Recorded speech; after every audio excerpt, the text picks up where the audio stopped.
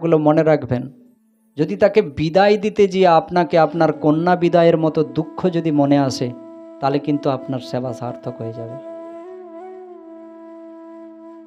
হ্যাঁ, আপনার কন্যা নতুন বিবাহ দিয়েছে, তাকে যদি বিদায় দিতে যে আপনি কি করবেন, কি করেন? চোখের জলে কান্না করেন। সাধুগুরু বৈষ্ণব সেবা নিবার পর যদি বাড়ি ছেড়ে চলে যায়, আপনার যদি বাড়িটা শূন্য বলে মনে হয়, আপনার যদি চোখে জল এসে যায়, আপনি মনে ভাববেন আপনার রাস্তা আর বেশি বাকি নেই। আপনাকে ভগবান সাধুগুরু বৈষ্ণব সেবা দিবার জন্য রাস্তা করে দিয়েছে। কবে কাঁদবে? শুধু হরিনাম করলে হবে না, চোখের জলে কাঁদতে হবে। হে প্রভু, আমাকে এই মায়ার জঙ্গল থেকে তুমি কাটিয়ে নিয়ে যাও। যেমন একটা নৌকা মাঝ সমুদ্রে পড়ে গেলে যদি ঝড় আসে, একটু আগে গাইলাম তো, মাঝ দরিয়ায় উঠলে তুফান, তোর নৌকা কোথা যাবে? সেই রকম তুমি এই বিশ্ব ব্রহ্মাণ্ডের মালিক, তুমি আমাকে এখান থেকে নিয়ে চলো। কিন্তু শুনল না। গোপাল ভট্টকে থাকতে হলো। 4 বাড়িতে ছিল। সেই গোপাল ভট্ট 4 মাস থেকে তিনি আরো পিতামাতার সেবা করতে লাগলেন। আর মহাপ্রভু দক্ষিণ ভারতের দিকে চলে গেল ধর্মপ্রচারে। কিন্তু ওই দেখাই হলো মহাপ্রভুর সঙ্গে গোপাল ভট্টের শেষ দেখা, আর কিন্তু কোনোদিন দেখা হয় না।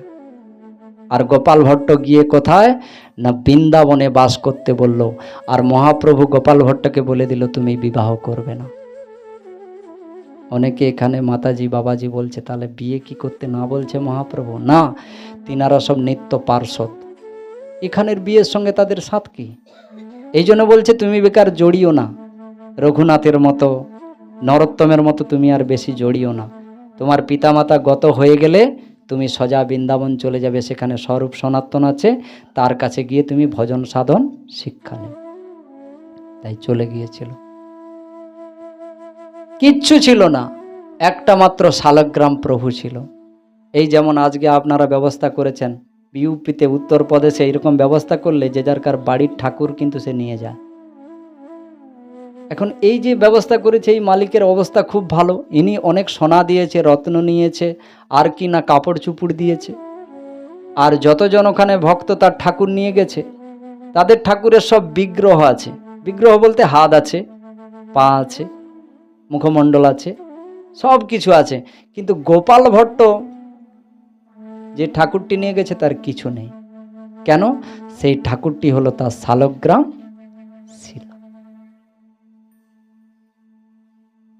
এই যখন অন্যান্য গোপালকে দেখবেন, প্রত্যেকের বাড়িতে গোপাল আছে, তোমার গোপালকে তুমি ঠিকভাবে না যদি সাজাতে পারো, তোমার মনে দুঃখ লাগবে।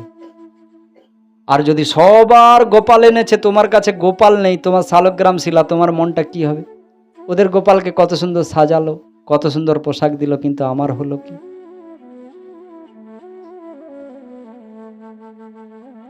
সেই শালগ্রাম শিলাকে কিছু না দিতে পেরে গোপাল ভট্ট মনে মনে ভাবছে, ঠাকুর আমাকে কি বিপদে ফেললে। ওদের যে ঠাকুর, আমার সোনাদানা অর্থ এসবের দরকার নেই, কিন্তু আমাকে যে এই কাপড় দিয়েছে, এই যে সোনা মূল্যবান পোশাক দিয়েছে আর অলংকার দিয়েছে, এগুলো তোমাকে পরিয়ে যে তোমার রূপটা, সৌন্দর্যটা, আমি মাধুর্যটা নেব, সেটা আমি নিতে।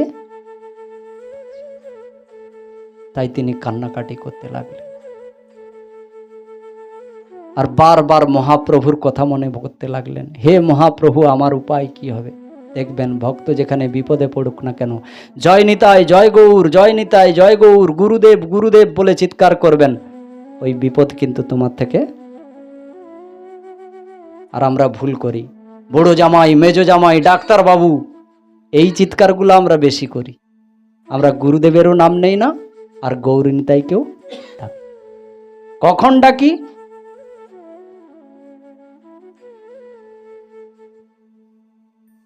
জলজান্ত কিছু মনে করবেন না, আমাদেরও এই তো হবে। আমরা যখন শেষের দিনে কোনো রাস্তা না পাই, তখন গৌর গোবিন্দ আর নিত্যানন্দ প্রভু আর বিভিন্ন রকমের সংস্থার ভিতরে জুড়ে গিয়ে একটু করতে চাই, কিন্তু যখন আমার কাছে থাকে তখন কোথা যাই? অহংকারে মত্ত হইয়া নিতাই পাদ পা সরিয়া অসত্যরে সত্য করে মানে। যেটা অসত্য, এখানে থাকা হবে না, চলে যেতে হবে আমাকে একদিন, এটাকেই সত্য বলে আমরা মানছি।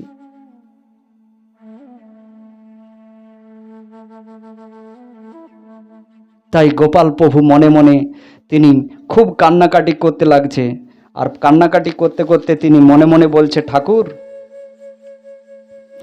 তুমি যদি আমার গোপাল হতে, আমার যদি বাল গোপাল হতে, তাহলে তোমাকে আমি নূপুর, হাতে কঙ্কন, কানে দুল পরিয়ে, কত সুন্দর পোশাক দিয়েছে এই জমিদার ধান্না শেঠ ওই বৃন্দাবনে, এগুলো পরিয়ে যদি তোমাকে দর্শন করতাম আমার ছেলের মতো লাগতো।